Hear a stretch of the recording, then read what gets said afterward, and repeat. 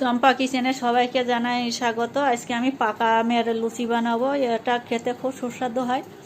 পাকা আম দিয়ে লুচি বানিয়েছি, কিন্তু এটা দেখতে তো দেখেই বোঝা যাচ্ছে যে এটা আমের লুচি, কিন্তু খেতে খুব সুস্বাদু। এটা সব কিছু তরকারির সাথেই খাওয়া যাবে, নিরামিষ সবজি হোক আর পনির আমিষ সব কিছুর সাথেই যাবে। আমি প্রথমে আম নিয়ে নিয়েছি, দুটো আম কেটে নিয়েছি, তারপর ময়দা নিয়েছি। ময়দাতে আমি নুন দিয়ে দিচ্ছি। নুনটা মিশিয়ে নিয়ে আমি সাদা তেল দিয়ে দেবো। কয়েক চামচ সাদা তেল দিয়ে এটা আমি ভালো করে মোলায়েমটা দিয়ে নেব। এটা ভালো করে মেখে নিতে হবে।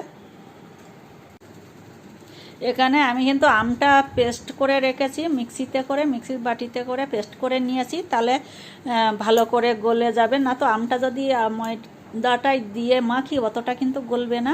এখানে আমি জল ব্যবহার করব না, এটা আমটা দিয়েই কিন্তু আমি ময়দাটা মাখবো। সেই হিসেবেই আমটা দিতে হবে, যেভাবে নরম মাখবো সেইভাবে। এখানে আমি জল ব্যবহার করব না, জল ব্যবহার করলে কিন্তু অতটা ভালো হবে না। আমি মেখে নিয়েছি, ভালো করে কিন্তু ঠেসে নিতে হবে, ভালো করে মাখতে হবে ময়দাটা। আমি ছোটো ছোটো লেচি বানিয়ে নিচ্ছি। লেচি বানিয়ে এটা আমি লুচি বানিয়ে নেব।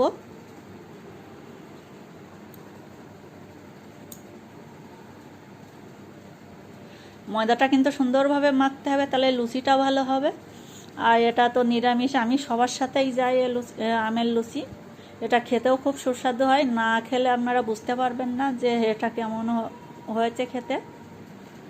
এটা ভালোভাবে আমি বেলে নিচ্ছি।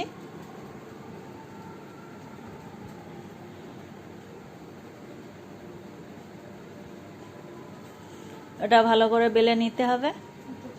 এটা কিন্তু খুব বেশি হালকাও না, আবার মোটা থাকলেও হবে না। কিন্তু এটা মোটা থাকলে ভালো হবে না, আবার যে একবারে হালকা সেটাও অতটাও হবে না। লুচি, সাধারণ লুচি আমরা যে এমনভাবে বেলে থাকি সেই রকমভাবেই কিন্তু আমি বেলে নিচ্ছি হালকা করে। এইভাবে এক এক করে আমি সে পরে সবকটাই তো বেলে নেব।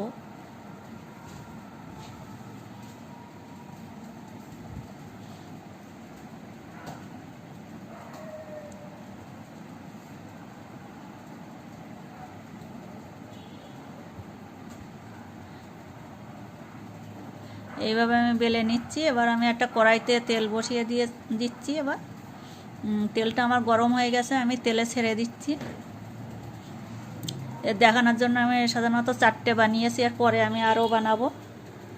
তেলে আমি ছেড়ে দিচ্ছি, দেখুন কতটা ফুলে উঠছে।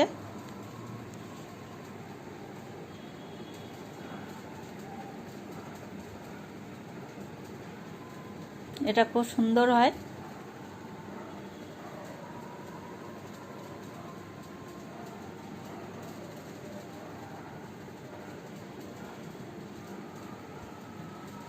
এইভাবে আমি এক এক করে ভাজা করে নেব লুচি কটা।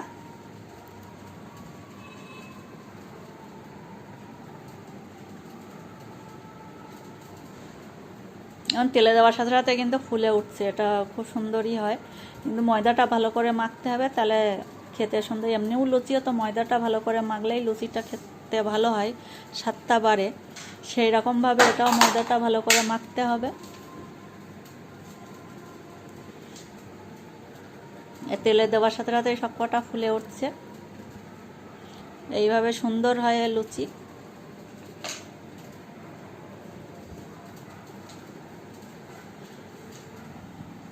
আমার এইভাবে সব কটা ভেজে নিয়েছি। তা আজকে এই পর্যন্ত, আবার দেখা হবে পরের ভিডিওতে। দেখুন কত সুন্দর হয়েছে।